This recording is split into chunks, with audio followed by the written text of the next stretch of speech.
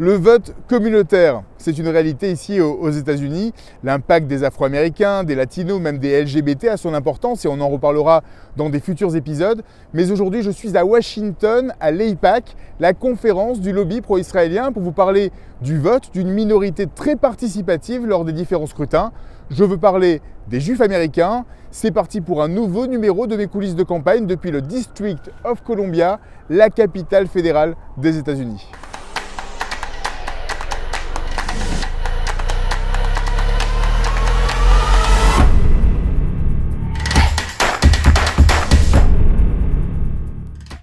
Les Juifs américains sont une minorité aux États-Unis, un peu moins de 6 millions, principalement répartis entre la Californie, l'État de New York et également la Floride.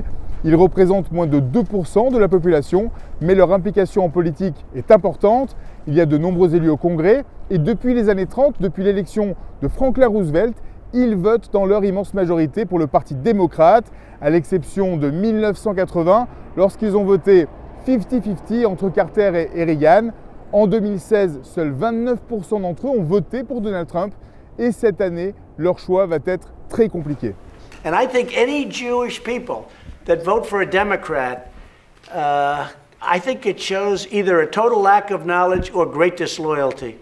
Cette année, leur choix va être très compliqué. Ici à l'AIPAC, la conférence annuelle du lobby pro-Israël, plus de 18 000 participants permettent de ressentir une tendance assez représentative et leur immense majorité exprime clairement une affinité plus démocrate dans l'envie de voter, tout en reconnaissant que les actions de Donald Trump font de lui un ami d'Israël dans les faits. À l'applaudimètre lors de l'intervention du vice-président Mike Pence, entre le déménagement de l'ambassade des États-Unis à Jérusalem, la reconnaissance de la souveraineté sur le plateau du Golan ou la défense d'Israël aux Nations Unies contre les différentes résolutions du Conseil de sécurité, les Juifs américains présents expriment clairement leur satisfaction. Ces gestes forts de la part de l'administration Trump risquent d'influencer une partie de cet électorat.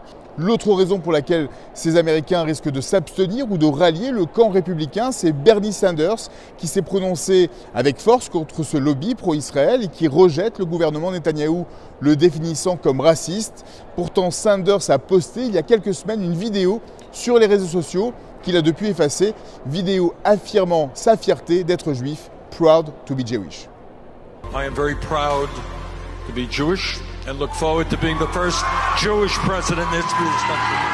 Il ne faut pas croire que les candidats juifs sont fréquents, bien au contraire. Le seul juif américain sur un ticket présidentiel, c'était Joe Lieberman. C'était en l'an 2000, candidat à la vice-présidence aux côtés d'Al Gore, et ils ont tous les deux perdu. I cannot express the gratitude that I feel in my heart today as the first Jewish American to be honored to be a major party candidate for the vice presidency. En dehors de Bernie Sanders, l'autre candidat juif qui vient de quitter la course après le Super Tuesday, c'est Michael Bloomberg, l'ancien maire de New York, multimilliardaire, patron des médias. Il semblait réunir tous les ingrédients pour satisfaire les plus grands fantasmes antisémites et j'ai demandé à son directeur de campagne si les Américains étaient prêts à élire un président juif. I think Americans are ready to elect a Jewish president. With Kennedy being elected as a Catholic president, the Catholics were very worried at the time, and he became a beloved president. We saw with President Obama, the African Americans were worried, and now we see many different types of candidates, a gay candidate, a female candidate. These things are just not as important, I guess, as they once were.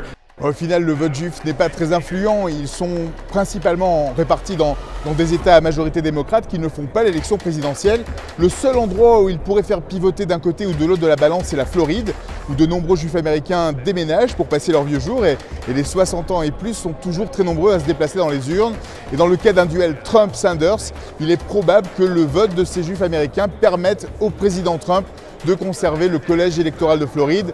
Ce qui est certain, c'est qu'avec la montée de l'antisémitisme ici aux États-Unis, les attaques contre des synagogues comme à Pittsburgh ou une supérette cachère à Jersey City, des agressions au quotidien à l'égard des juifs les plus visibles, cette minorité se communautarise comme jamais et s'interroge ouvertement sur qui est le mieux placé pour les protéger et défendre leurs intérêts. À très vite.